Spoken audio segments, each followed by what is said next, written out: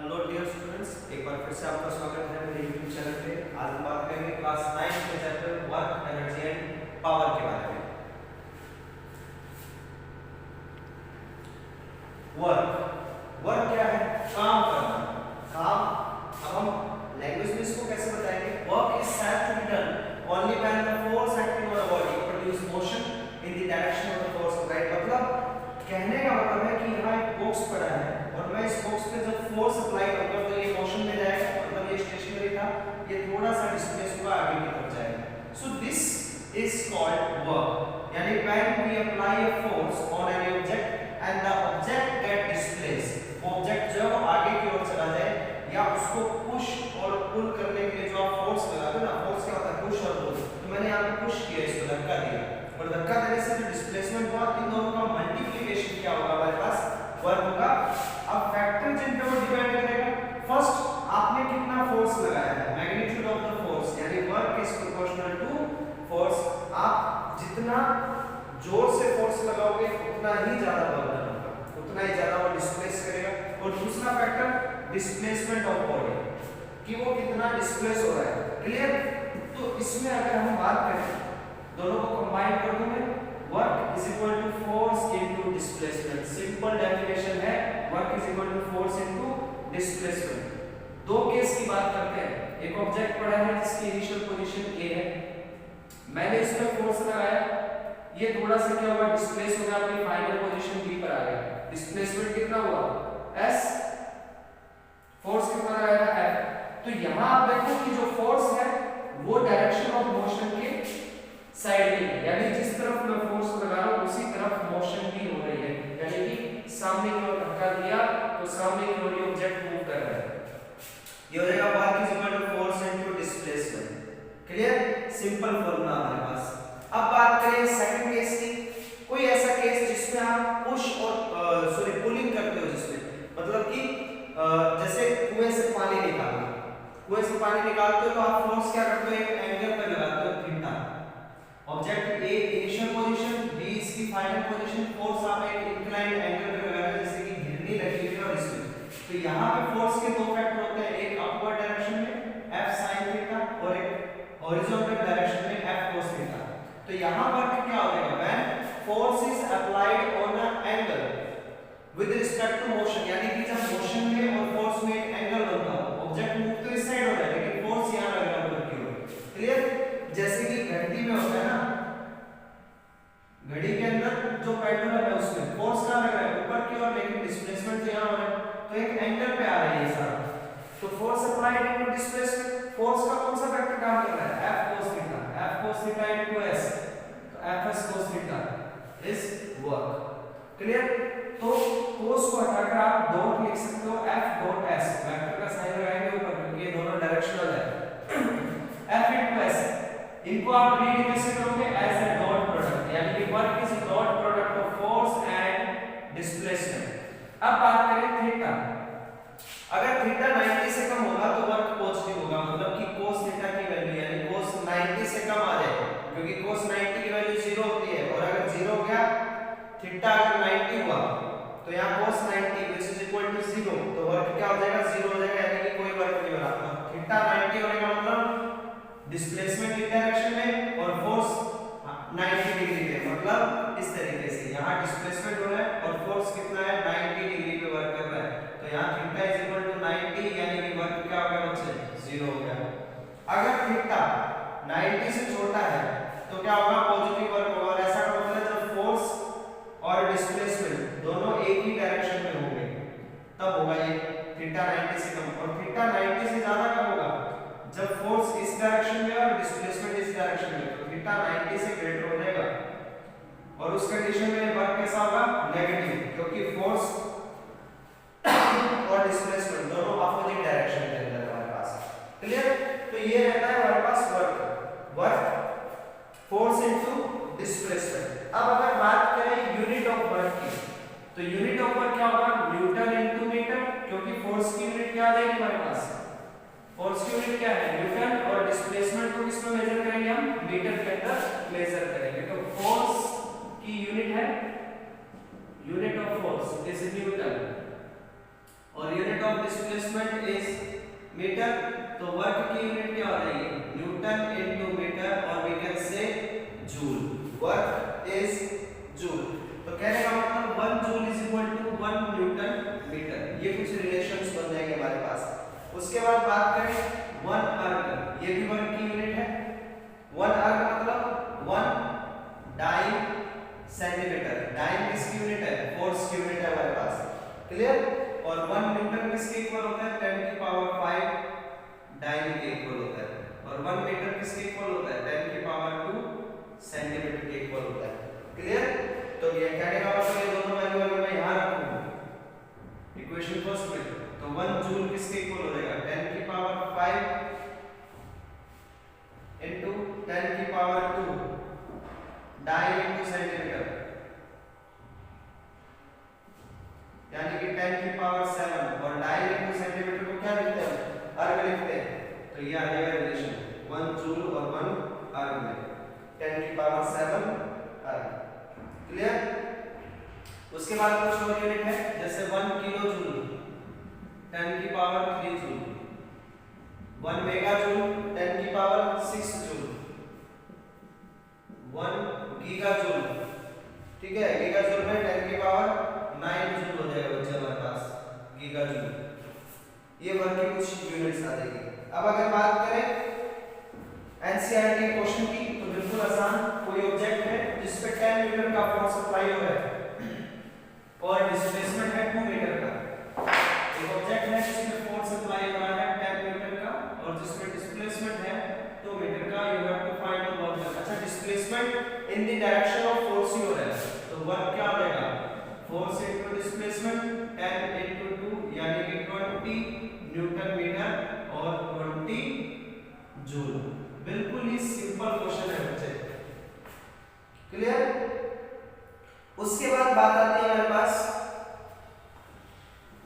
एक चीज और है, एक चीज और, जैसे क्वेश्चन आता है हमारे पास एनसीईआरटी का क्वेश्चन है आपका कि एक block is a coolie lift a box of 15 KG, एक कुली है जिसने 15 किलो का एक बॉक्स लिया है, ग्राउंड से हाइट 2 मीटर पर वो उठाता है, तो आपको वर्क बताना है कितना करना पड़ेगा। मतलब कि नीचे एक बॉक्स पड़ा है जिसका मास है 15 केजी, उसे उठा के 2 मीटर हाइट पर, यानी कि मान लीजिए वो अपने सर पे रखता है, तो वर्क कितना करना पड़ेगा, work is equal to force into displacement. Basically यहाँ जो हाइट है वो डिस्प्लेसमेंट है, और फोर्स कितना लगेगा, एक मास m मास के ऑब्जेक्ट को अगर आप ऊपर की तरफ लेके जाते हो, मतलब अपोजिट टू ग्रेविटेशन लेके जाते हो, तो F इज इक्वल टू क्या हो जाता है, mg, क्लियर। अब यहाँ g की डायरेक्शन आपको दिखानी है तो दिखा सकते हो, g की वैल्यू फिक्स है हमें 9.8 मीटर पर सेकंड स्क्वायर, तो m कितना था 15, 9.8 और h आ गया 2, सॉल्व कर देंगे इसे, 15 into 9.8 into h, ये आ गया हमारे पास 294 joule work, clear.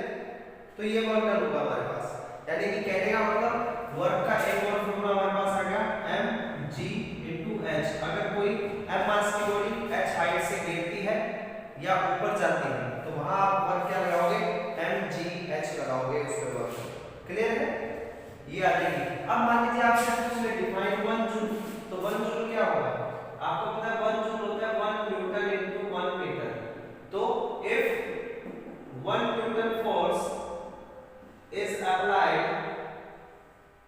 for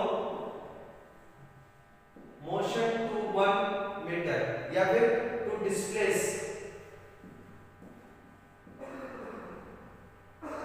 any object to 1 meter, so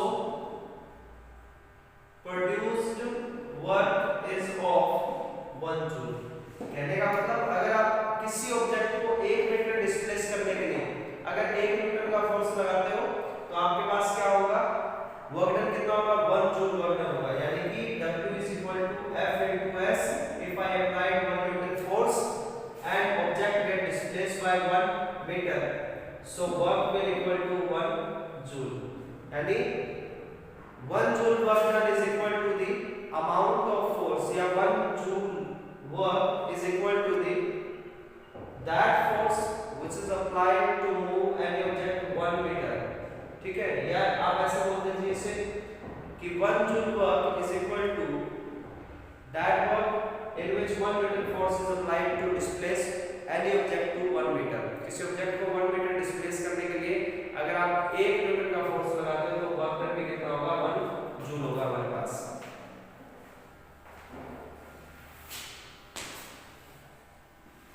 हमारे पास आता है एनर्जी। सो एनर्जी क्या है? Energy the capacity of doing work on any object और by object is called energy. मतलब कोई भी ऑब्जेक्ट कितना काम करेगा वो उसकी एनर्जी है कि अगर मेरी एनर्जी ज्यादा है तो मैं काम भी ज्यादा करूंगा, सिंपल। और किसी भी ऑब्जेक्ट का मेरे ऊपर वर्क करना या मेरा किसी ऑब्जेक्ट के ऊपर वर्क करना क्या होगा, एनर्जी होगा। कैपेसिटी ऑफ डूइंग वर्क कि कोई भी ऑब्जेक्ट कितना वर्क कर पाता है वो उसकी एनर्जी है। स्केलर क्वांटिटी है, ऐसा यूनिट इसकी भी जूल है क्योंकि बेसिकली वर्क ही क्या है, एनर्जी। आप जितना वर्क करोगे उतना एनर्जी होगा और जितना एनर्जी होगा उतना ही आप वर्क कर पाओगे। सीजीएस यूनिट इसका क्या था, अर्ग था हमारे पास 1 जूल यानी कि 1 न्यूटन मीटर। किसके इक्वल था, 10 की पावर 7 अर्ग के इक्वल था। कुछ और इसकी यूनिट है जैसे 1 eV electron volt. 1 electron volt मतलब 1.6 × 10⁻⁹ जूल। 1 किलो जूल 1000 जूल के इक्वल है। 1 कैलोरी 4.186 जूल के। 1 किलोवाट आवर 3.6 × 10⁻6 जूल के इक्वल। अब अलग-अलग फॉर्म है एनर्जी की। फर्स्ट केमिकल एनर्जी, ऐसी एनर्जी जो केमिकल रिएक्शन से बनती है। केमिकल रिएक्शन से रिलीज होने वाली एनर्जी क्या होगी, chemical energy. Energy release by any chemical reaction is called chemical energy. जैसे कि petrol, diesel, kerosene, oil, coal, charcoal, CNG, LPG और fuel which are rich in chemical energy, जो हम डेली लाइफ में यूज कर रहे हैं। Heat of thermal energy, the energy possessed by any object due to its temperature. वो हो जाएगा किसी भी ऑब्जेक्ट में टेंपरेचर चेंज हो रहा है तो आप क्या बोलते हो, उसमें थर्मल एनर्जी चेंज हो रही है। टेंपरेचर का गेन, टेंपरेचर का रिलीज, ये सब जो है वो क्या है, थर्मल एनर्जी। थर्ड हमारे पास आती है बच्चे light energy, energy which produce sensation of vision in our eyes. मतलब ऐसी एनर्जी जिससे रोशनी निकले और हमारी आंखों में क्या हो, सेंसेशन हो। उस एनर्जी को क्या बोलेंगे, हम बोलेंगे लाइट एनर्जी। जैसे कि हम कमरे में बल्ब से जो लाइट आ रही है वो क्या हमारी आंखों पे सेंसेशन डाल रही है, मतलब लाइट एनर्जी। सिमिलर आप कोल को बर्न करते हो, कोयला जलाते हो, उससे जो लाइट निकलती है वो सब। इलेक्ट्रिकल एनर्जी जो इलेक्ट्रिकल अप्लायंस से आपको मिलती है। The energy of moving electron in a conductor connected to a battery. किसी भी बैटरी से जुड़े हुए कंडक्टर में जो इलेक्ट्रॉन के मूव करने से एनर्जी होती है which is called electrical energy, और इलेक्ट्रिसिटी भी बोलते हैं इसको। फिर nuclear energy, energy which is released by the fusion और फिशन ऑफ न्यूक्लियाई। मतलब कोई भी न्यूक्लियर रिएक्शन जो है, जैसे एटम बॉम्ब का जो विस्फोट होता है, एक्सप्लोजन ऑफ एटम बॉम्ब, तो उसमें क्या है, फ्यूजन और फिशन दोनों रिएक्शंस होती है जिसके कारण जो न्यूक्लियस है हाइड्रोजन एटम के वो आपस में स्ट्राइक करते हैं और lots of amount of energy निकालते हैं। Mechanical energy, the energy possessed by a body because of its speed, its position और चेंज इन शेप। कोई भी बॉडी अपने आप में चेंज कर रही है अपनी स्टेट को, यानी जैसे मैं पहले रेस्ट में था तो मैं चलना शुरू हो जाऊं, वो क्या हो जाएगा, मेरा मैकेनिकल वर्क हो जाएगा। इसमें दो तरह के चेंज होते हैं, एक काइनेटिक एनर्जी और एक पोटेंशियल एनर्जी में चेंज होता है। So we can say mechanical energy is the sum of kinetic energy and potential energy. Kinetic energy क्या है, energy possessed by moving object. जब कोई ऑब्जेक्ट मूव करना शुरू करता है तो उसके अंदर कितनी एनर्जी आ जाती है, या वो किसी ऑब्जेक्ट पे कितनी एनर्जी लगा रहा है, वो काइनेटिक एनर्जी। और पोटेंशियल एनर्जी, जब कोई ऑब्जेक्ट रेस्ट में, अब जैसे ये बोर्ड रेस्ट में है तो इसके अंदर कुछ ना कुछ एनर्जी होगी और मैं मूव कर रहा हूं तो मैं किसी न किसी पे एनर्जी अप्लाई करूंगा अपनी। So energy possessed by moving object is kinetic energy represented by ke, और energy possessed by a stationary object by virtue of its shape and position. किसी भी स्टेशनरी ऑब्जेक्ट की शेप और पोजीशन से जो energy होती है, या जैसे मान लीजिए ये डस्टर अगर मैं यहाँ यूं स्टेशनरी रखूं तो इसके अंदर जो एनर्जी होगी वो एनर्जी होगी इसकी पोटेंशियल एनर्जी। क्लियर? अब हम बात करेंगे काइनेटिक एनर्जी के बारे में कि काइनेटिक एनर्जी क्या होती है। बेसिकली काइनेटिक एनर्जी कब प्रोड्यूस होती है, जब कोई m मास का ऑब्जेक्ट मूव करता है v वेलोसिटी से। कैसे? अब सिंपल सी बात है कि अगर कोई ऑब्जेक्ट m मास का है और v वेलोसिटी से मूव कर रहा है तो वो वर्क डन करेगा। क्लियर? वर्क डन करने के लिए तो हम यहाँ आज बात करेंगे काइनेटिक एनर्जी।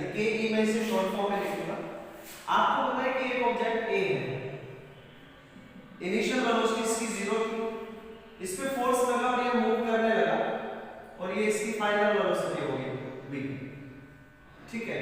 और यहाँ इसने डिस्प्लेसमेंट लिया s, ये b पोजीशन पर आ गया। क्लियर? तो न्यूटन की इक्वेशन क्या बोलते हैं, v square minus u square is equal to 2as, ठीक है। u क्या था, 0 था, तो v स्क्वायर किसके इक्वल आ जाएगा, 2as के इक्वल आ जाएगा हमारे पास। और यहाँ से s क्या आ जाएगा बच्चे, v स्क्वायर अपॉन 2a आ जाएगा। क्लियर? अब अगर इस ऑब्जेक्ट का mass, let mass of object m ले लेता हूं, तो आप यहां पर जो फोर्स लगा रहे हो वो फोर्स किसके इक्वल हो जाएगा, ma के। ये दो इक्वेशन होगी। अब वर्क डन कितना है, अगर कोई ऑब्जेक्ट मूव करेगा तो वर्क भी तो करेगा। यहां फोर्स लगा रहे हैं तो डिस्प्लेसमेंट हो रहा है, यानी कि क्या हो रहा है, वर्क, फोर्स इनटू डिस्प्लेसमेंट। तो फोर्स कितना होगा, F into S, equation first और सेकंड से। S की वैल्यू क्या है, v स्क्वायर अपॉन 2a, और इसकी वैल्यू क्या है, ma। a से a कैंसिल हो गया, क्या है, 1/2 mv square is equal to work. और ये वर्क ही क्या है, काइनेटिक एनर्जी है, क्योंकि पहले ऑब्जेक्ट क्या था, रेस्ट में था। जैसे फोर्स लगाया मूव करना शुरू हो गया, यानी वर्क डन किया। और energy possessed by moving of an object, ये मैंने यहां लिखा हुआ है, energy possessed by moving of object is called kinetic energy. आपको समझ में क्या आया कि काइनेटिक एनर्जी किस पे डिपेंड कर रही है, proportional to mass. If velocity constant रखोगे, ऑब्जेक्ट की वेलोसिटी कांस्टेंट है और मास चेंज हो रहा है, तो काइनेटिक एनर्जी भी क्या होगी, चेंज होगी। और अगर काइनेटिक एनर्जी वेलोसिटी के प्रोपोर्शनल होगी स्क्वायर के, इफ मास कांस्टेंट रखोगे, तो काइनेटिक एनर्जी इन दो फैक्टर पे डिपेंड करती है ओवरऑल। क्लियर है ये चीज। नेक्स्ट हमारे पास इसमें आता है work energy theorem. Work energy theorem क्या है, आपको पता है कि वर्क और एनर्जी आपस में रिलेवेंट कैसे है। जैसे मान लीजिए आप ये क्वेश्चन पूछते हैं कि सर कितना फोर्स लगाएं, कितनी काइनेटिक एनर्जी चेंज होगा, तो वर्क पर क्या इफेक्ट पड़ेगा। Basically work is all about change in kinetic energy. आप किसी भी ऑब्जेक्ट की काइनेटिक एनर्जी में चेंज कर दो, आपको पता चल जाएगा टोटल वर्क डन कितना है। तो अगला मैं करने जा रहा हूं वर्क एनर्जी थ्योरम। क्लियर? अब हमारे पास आपको पता है वर्क क्या होता है, फोर्स इनटू डिस्प्लेसमेंट होता है। वर्क क्या है, F इनटू S। और आपको पता है कि F क्या है, ma। किसी भी एक ऑब्जेक्ट की अगर बात करो जिसका मास m है, तो उस पे फोर्स कितना लगाओगे, ma लगाओगे। आपको पता है थर्ड इक्वेशन ऑफ मोशन से, थर्ड इक्वेशन ऑफ मोशन क्या बोलते हैं, v square minus u square is equal to 2as। तो s क्या निकलेगा, v square minus u square upon 2a। Clear? तो वर्क का फॉर्मूला क्या है, F into v square minus u square upon 2a। a से a काटा, इसको क्या है, 1/2 mv square minus mu square, multiply कर दो, m v स्क्वायर हाफ और हाफ m u स्क्वायर।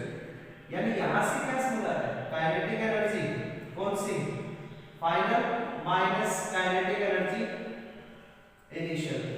ऐसा इसलिए क्योंकि मास तो सेम है, क्योंकि ऑब्जेक्ट सेम है।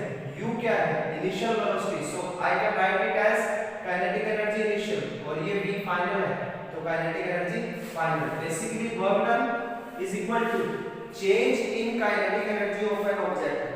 ठीक है, तो वर्क डन किसके इक्वल आ गया, change in kinetic energy of object. यहां आप लिख लीजिए u इनिशियल वेलोसिटी और v फाइनल वेलोसिटी।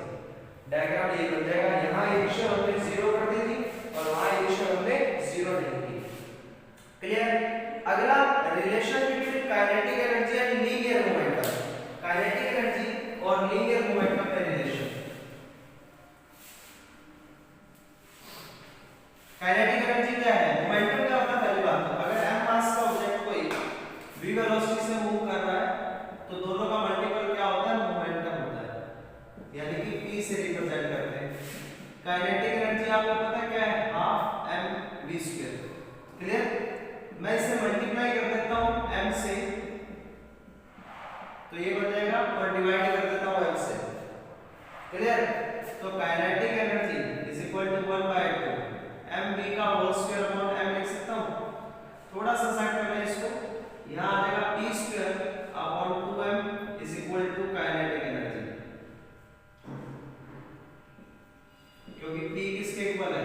mv के, तो मैं यहां mv की जगह p लिखूंगा, तो p स्क्वायर किसके इक्वल आ गया? 2m काइनेटिक एनर्जी, p किसके इक्वल आ जाएगा? Root of 2 into mass of the object और काइनेटिक एनर्जी ऑफ ऑब्जेक्ट। ये आ गया मेरे पास relation between kinetic energy and momentum.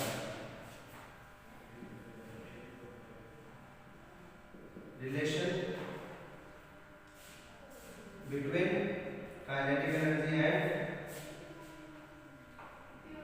Momentum of object. Clear?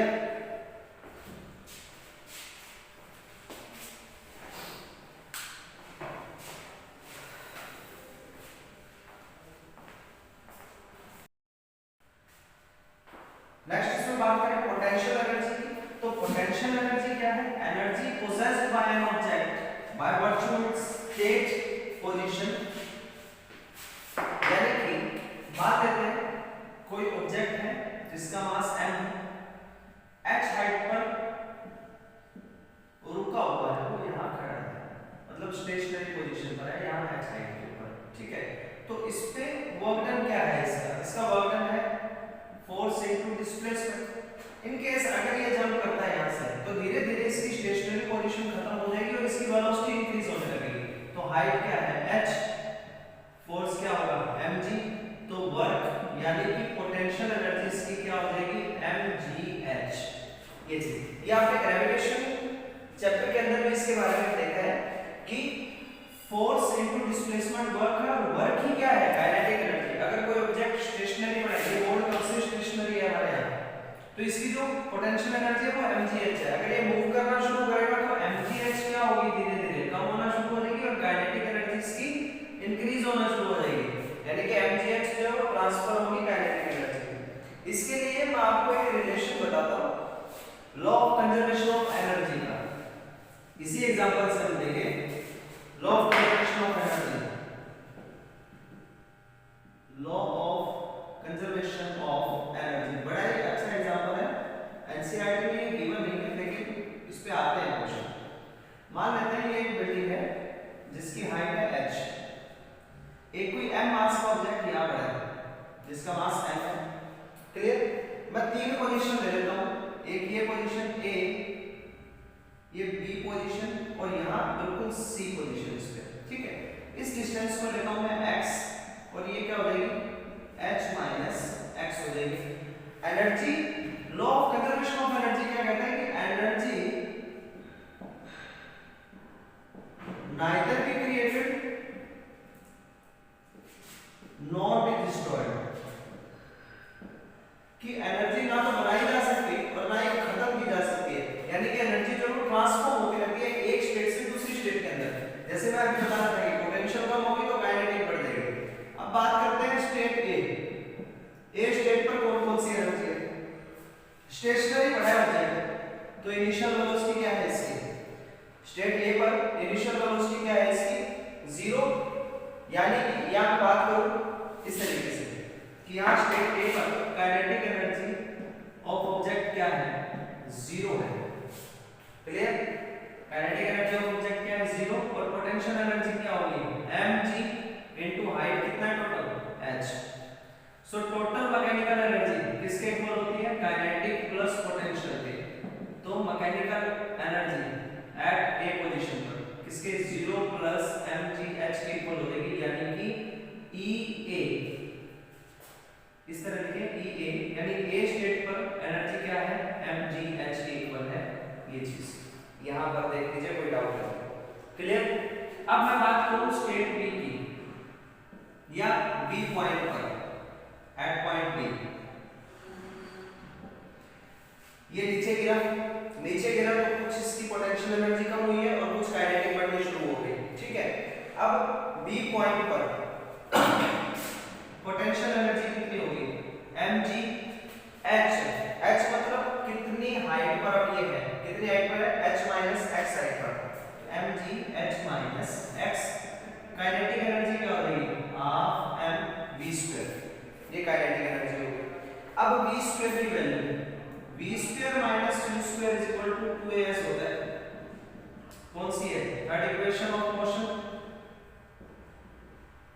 ठीक है, इनिशियल वेलोसिटी क्या थी भाई की 0 थी, तो v स्क्वायर किसके इक्वल आ गया 2as के इक्वल आ गया, v स्क्वायर किसके इक्वल आ गया 2as के, या आप इसे 2gs भी लिख सकते हो इस तरीके से। क्लियर। अब ये वैल्यू मैं यहां पुट करूंगा इसमें, तो EB potential energy plus kinetic energy, potential कितनी है mg h minus x plus half m 2gs इस तरीके से। और s कितना है हमारे पास है, s कितना कवर किया है इसने, ये x कवर किया है, कितना x कवर किया है, तो यहाँ s की जगह क्या आ जाएगा हमारे पास x आ जाएगा। थोड़ा सा सॉल्व कर लें, mgh माइनस mgx 2 से 2 कट गया प्लस mgx, तो कितनी आई mgh, यानी कि b पॉइंट पर भी एनर्जी क्या है इसकी mgh है, ये पर कितनी थी mgh। क्लियर। अब c पॉइंट की बात करें अपन, c पॉइंट पर एट पॉइंट c पॉइंट पर जब ये बिल्कुल नीचे आ गया, बिल्कुल नीचे आ गया, तो इसमें हमारे पास क्या रहेगा, कुछ चीजें चेंज हो जाएगी। पोटेंशियल एनर्जी mgh, अब h क्या हो गया पूरा नीचे आ गया, h क्या हो गया इसमें mgh ये वाला, क्योंकि हाइट कितनी कवर कर ली इसने सारी कवर कर ली, तो ऊपर क्या बचा है इसके, यानी जब यहाँ आ गया तो हाइट क्या है इसकी 0 है हमारे पास, h कवर कर ली यानी कि हाइट क्या हो गया 0, तो पोटेंशियल एनर्जी क्या होगी इसकी 0 होगी, क्योंकि सारी की सारी किसमें कन्वर्ट है काइनेटिक एनर्जी। काइनेटिक एनर्जी किससे इक्वल है half m v square. Clear. अब v स्क्वायर की बात करें अगर अपन, तो वापस उसी इक्वेशन से v स्क्वायर निकालेंगे थर्ड इक्वेशन से, तो कितना आएगा v square minus u square is equal to 2gs, 2gs s कितना है h, टोटल हाइट कवर किया उसको, तो यहां से v स्क्वायर कितना आ जाएगा 2gh के इक्वल आ जाएगा, क्यों क्योंकि u तो क्या हो गया 0 था ये, तो मैकेनिकल एनर्जी यानी कि टोटल EC कितना होगा potential energy plus kinetic energy, potential energy 0, kinetic half m और v स्क्वायर की वैल्यू 2gh, तो 2 से 2 कट जाएगा mgh। कहने का मतलब EA EB और EC यानी कि तीनों पॉइंट पर एनर्जी जो है कांस्टेंट है, कितनी mgh के, तो इसका मतलब जितनी पोटेंशियल एनर्जी डिक्रीज हो रही है उतनी क्या हो रही है काइनेटिक एनर्जी इंक्रीज हो रही है। पोटेंशियल एनर्जी और काइनेटिक एनर्जी चेंज हो रही है बार बार, जितना डिक्रीज और उतना ही हमारे पास क्या होगा इंक्रीज हो जाएगा काइनेटिक एनर्जी में, लेकिन टोटल मैकेनिकल एनर्जी क्या रहेगी हमेशा कांस्टेंट रहेगी। क्लियर। कितनी mgh के इक्वल। ये बहुत अच्छा क्वेश्चन है, आता है ऐसे आइडिया नहीं है। अगला टॉपिक हमारे पास आ जाएगा power, power rate of doing work, क्या कितना काम करते हो कितने टाइम में, तो वो रेट ऑफ डूइंग वर्क हमारे पास क्या आ जाएगा पावर आ जाएगा, यानी कि पावर को आप क्या लिखोगे रेट ऑफ डूइंग वर्क, यानी कि T is equal to W over T। Clear. अब यूनिट की बात करें इसकी, यूनिट ऑफ पावर, तो वर्क की यूनिट क्या है जूल अपॉन सेकंड यानी कि वाट। ये वर्ड आपने सुना होगा कि 100 वाट का बल्ब है हमारे घर पे, 140 वाट का एलसीडी है, तो ये सब जो है वो उसकी पावर को रिजर्व करता है। ठीक है। Power in term of energy की बात करें तो power is equal to energy supplied in T time, energy supplied in T time यानी कि E ओवर T यानी कि F into S over T, क्योंकि एनर्जी क्या है F into S और S ओवर T क्या होता है डिस्प्लेसमेंट अपॉन टाइम वेलोसिटी, तो power is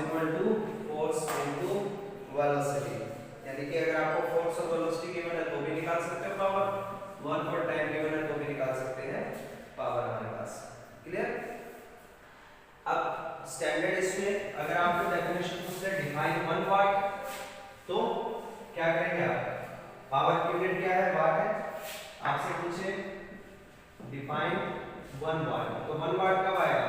E is equal to W/T है। 1 watt कब आएगा? When 1 joule is work is done in 1 second। कहने का मतलब when 1 joule work is done in 1 second, so power is equal to 1 watt होगी हमारे पास। Clear है ये चीज? और 1 watt किसके इक्वल होता है? 1 जूल पर 1 सेकंड, यानी कि 1 जूल सेकंड इक्वल्स के ये हो जाएगा। कुछ और चीजें हैं इसमें, जैसे 1 किलोवाट 1000 वाट के इक्वल हो जाएगा। एक आता है 1 हॉर्स पावर 746 वाट के इक्वल होता है। 1 हॉर्स पावर मतलब 746 वाट। अब अगर कमर्शियल यूनिट ऑफ एनर्जी की बात करें हम, तो कमर्शियल यूनिट ऑफ एनर्जी क्या रहेगी? हमारे पास किलोवाट आ जाता है, यानी कि यूनिट जिसे बोलते हैं। घर में जो इलेक्ट्रिसिटी का बिल आता है वो यूनिट के हिसाब से आता है। तो कमर्शियल यूनिट ऑफ एनर्जी क्या रहता है? 1 किलोवाट आवर, यानी कि 1 यूनिट रहता है ये। ठीक है, 1 किलोवाट आपको पता है 1000 वाट होता है, और 1 आवर मतलब 3600 सेकंड होता है हमारे पास। क्लियर? तो 1 किलोवाट आवर किसके इक्वल हो जाएगा? 3600 into 1000 वाट सेकंड, और वाट into सेकंड मतलब जूल। ये हो गया 36 into 10 की पावर 5। थोड़ा सा चेंज करना है तो 10 से डिवाइड कर दो और 10 से मल्टीप्लाई, तो ये आ जाएगा 1 किलोवाट आवर, यानी कि 1 unit is equal to 3.6 into 10 की पावर 6। क्लियर? अब आपको पूछे कि इलेक्ट्रिसिटी बिल कैसे मेजर करोगे आप, कि how will you calculate electric bill, तो उसका और बता देता हूं मैं। जैसे मान लीजिए इलेक्ट्रिक गैजेट है आपके घर में जो कंज्यूम करता है 20 kilowatt hour energy in a month. एक महीने में 20 किलोवाट आवर एनर्जी लेता है, वो इलेक्ट्रिसिटी लेता है। तो आपको बिल बताना है, आपको करना क्या है, उसकी जो एनर्जी है 20 किलोवाट आवर इनटू मंथ। ठीक है, मंथ में जो डेज है वो सब चीजें, और इनटू में जो रेट उसका होगा। जैसे एग्जांपल लेते हैं, एक बल्ब है या 5 बल्ब है, ईच ऑफ 50 वाट। ठीक है, तो वो एक महीना चलता है। डेली कितना चलते हैं? वो 8 घंटे चलते हैं डेली। तो आपको बिल बताना है कितना है। अगर 1 यूनिट कॉस्ट हो आपके पास 8 रुपीस 50 पैसा, तो टोटल बिल कितना आएगा? एनर्जी कंज्यूम कितनी हुई? Power into time into 1 month. अगर 30 डेज का है तो 30। क्लियर? ये कर लो। उसके बाद आपको बिल निकालना है, तो बिल आपकी जितनी यूनिट बनी है, यूनिट इनटू 8.50, और यूनिट कहां से निकल जाएगी? यहां से निकल जाएगी। क्लियर? तो इस तरह आप इलेक्ट्रिक बिल निकाल सकते हैं।